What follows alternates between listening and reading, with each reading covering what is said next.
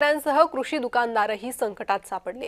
लाखोंचे बी बियाणे दुकानातच पडून आहेत। खरीप हंगामासाठी शेतकऱ्यांनी तयारी पूर्ण केली आहे, तर दुकानदारांनी लाखो रुपयांचे बी बियाणे, खते आणि औषधं साठवून ठेवली आहेत। मात्र पाऊस न पडल्यानं पेरण्या खोळंबल्या असून खरेदीसाठी ग्राहकही फिरकत नाही। त्यामुळे शेतकऱ्यांसह दुकानदारांचीही आर्थिक कोंडी वाढते आहे।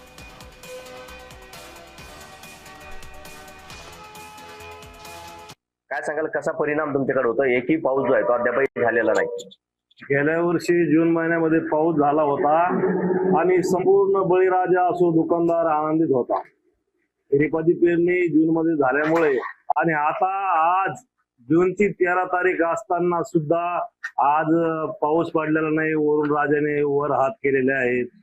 आम्ही बळीराजा तर संकटात आहे 100%, परंतु आम्ही दुकानदार सुद्धा 100% संकटात आहोत, टेन्शन मध्ये आहोत। कारण आम्ही लाखो रुपयाचं, कोटी रुपयाचं बियाणामध्ये तूर असू, सोयाबीन असू, बियाणा असू, बाजरी असू, याच्यामध्ये कोटी रुपये, लाखो रुपये दुकानदारांनी टाकलेला आहे आणि दुकानदार फार टेन्शन मध्ये आहे।